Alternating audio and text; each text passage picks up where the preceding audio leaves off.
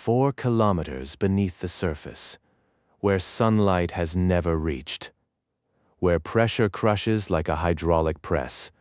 Something impossible is happening. Oxygen is being created, not by plants, not by algae, not by any living thing we understand. Metallic deposits on the ocean floor, nodules of manganese and iron, are producing oxygen in complete darkness. Scientists are calling it dark oxygen. For over a century, we believed oxygen only came from photosynthesis. Life captures light, transforms it, releases oxygen as a byproduct. It's the foundation of every biology textbook, every understanding of Earth's atmosphere, every search for life on other planets. But dark oxygen breaks that rule entirely. Deep-sea researcher Andrew Sweetman first encountered it in 2013. His sensors were malfunctioning, detecting oxygen concentrations that shouldn't exist. He blamed equipment failure, recalibrated instruments, replaced sensors entirely. But the readings persisted. Oxygen was rising from the seafloor, not sinking from above. Rising from below, from stone and metal, from chemistry we barely understand. If oxygen can exist without life, does life even need oxygen? Have we been searching for alien life the wrong way? And what else is down there, waiting to rewrite everything we know? To understand dark oxygen, you need to understand the deep sea. Most of Earth's surface is not land. It's ocean floor. Vast plains of sediment stretching between continents. Mountain ranges taller than the Himalayas. Volcanic vents spewing superheated water. And everywhere, pressure, crushing, unrelenting pressure. At 4 kilometers depth, the pressure exceeds 400 atmospheres. That's like having a loaded semi-truck pressing on every square inch of your body. No human vessel could withstand it for long until recently. For most of history, the deep ocean was unreachable, inaccessible, unknown. We knew more about the surface of Mars than about our own seafloor. Then came remotely operated vehicles, pressure-resistant submersibles, sensors that could survive the crushing dark, and what we found changed everything. Hydrothermal vents, cold seeps, brine pools, entire ecosystems thriving without sunlight, without photosynthesis, powered entirely by chemical energy. Bacteria eating hydrogen sulfide, tube worms growing. Vast region of the Pacific seafloor covered in metallic nodules, these potato-sized lumps of manganese and iron have been forming there for millions of years, growing layer by layer like geological tree rings. Sweetman wanted to study nutrient cycling, carbon flow. The usual deep-sea research, his sensors would measure oxygen consumption by seafloor organisms, tracking how life used the atmospheric oxygen slowly sinking from above. But the sensors showed something else entirely. Oxygen wasn't being consumed, it was being produced. Rising up from the nodules themselves, concentrations increasing with time, building in areas that should have been oxygen-starved. Sweetman checked everything, recalibrated, swapped sensors, checked again. The data persisted. Something on that seafloor was creating oxygen in complete darkness, without life, without light. The scientific community was skeptical, equipment errors, sensor drift, calibration mistakes. The deep sea is harsh, instruments fail. But Sweetman persisted. Over 11 years, he collected more data, deployed more sensors, ruled out every conventional explanation. And slowly, grudgingly, the scientific community began to listen. Dark oxygen was real. So how does stone create oxygen? The leading theory involves seawater electrolysis. The metallic nodules, rich in manganese, iron, cobalt, and nickel, act like natural batteries. When seawater percolates through them, chemical reactions split water molecules. Hydrogen goes one way, oxygen goes another. It's similar to how we manufacture oxygen industrially. Pass electricity through water.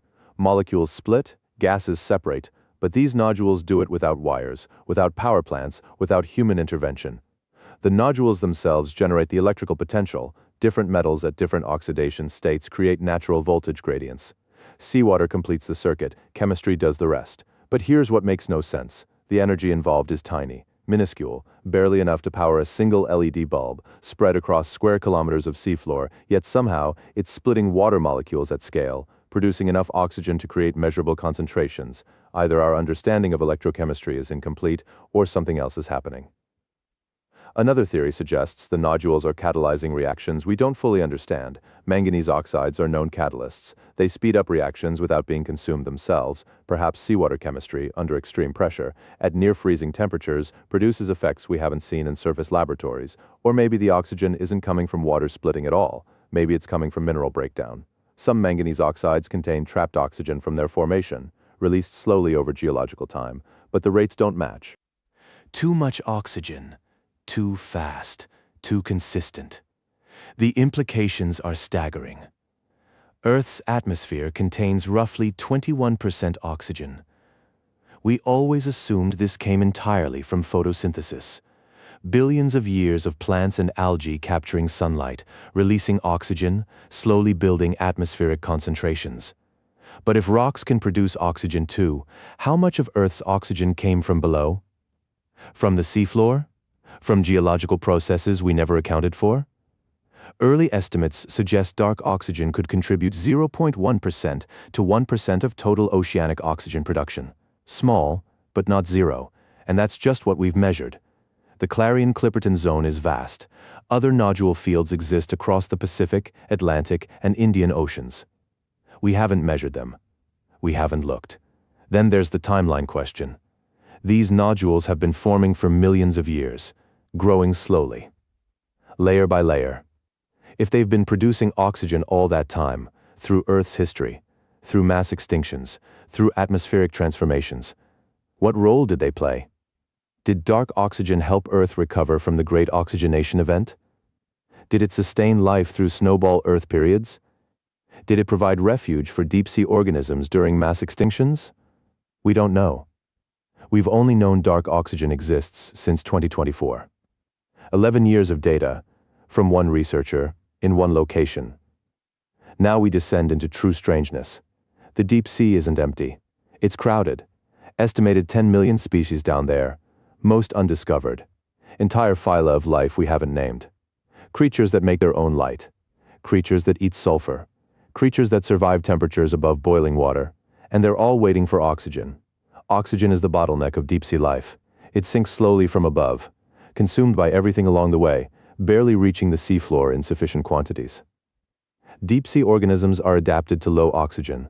They can survive where surface creatures would suffocate. But what if oxygen came from below too?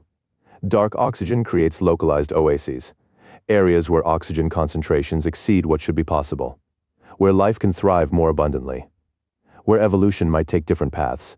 Some researchers speculate dark oxygen could support entire ecosystems we've never seen, life forms that rely partially, or entirely, on geological oxygen rather than atmospheric oxygen.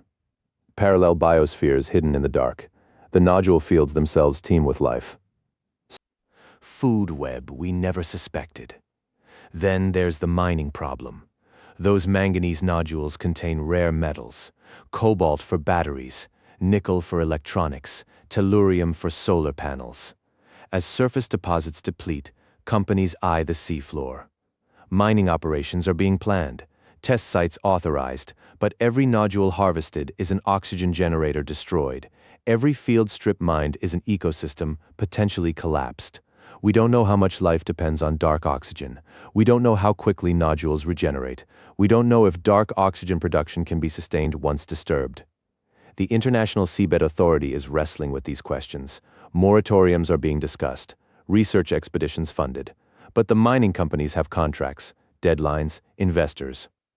We're about to potentially destroy something we barely understand, that might be essential to oceanic life, that rewrites our understanding of how planets work. And there's a deeper question, a stranger one. If Earth produces oxygen geologically, do other planets too? Venus has oxygen in its atmosphere, trace amounts.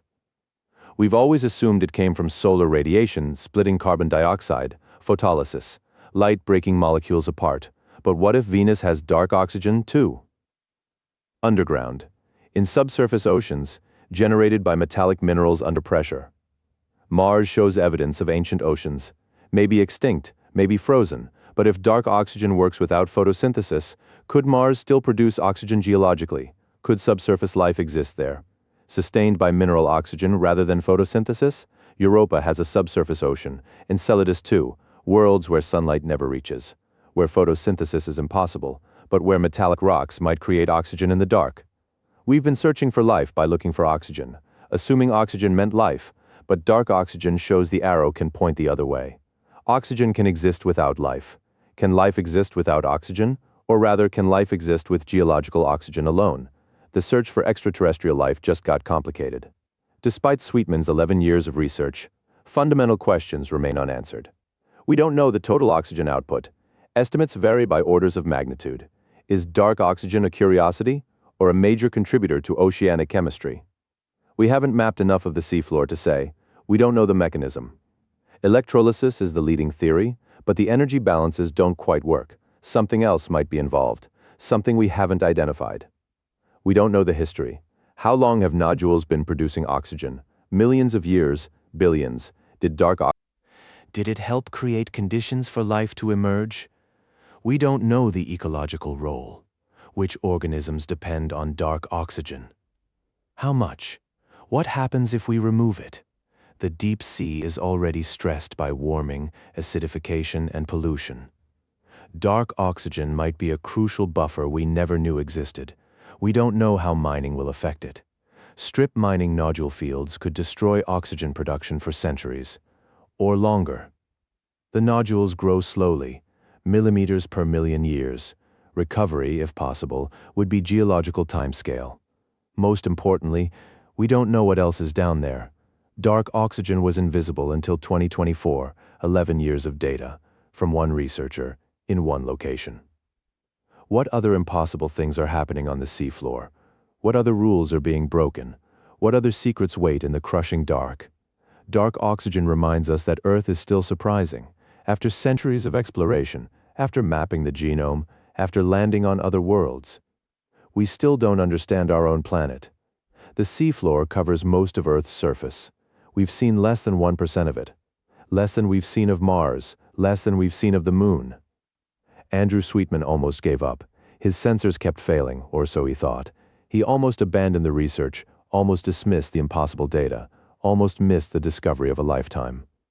Science advances when we pay attention to the anomalies, the outliers, the things that shouldn't exist. Dark oxygen is rewriting textbooks, rewriting how we search for life, rewriting what we thought we knew about Earth's chemistry, and it's just the beginning. Somewhere in the crushing dark, 4 kilometers down, the nodules keep producing oxygen, silent, ancient, mysterious, waiting for us to understand.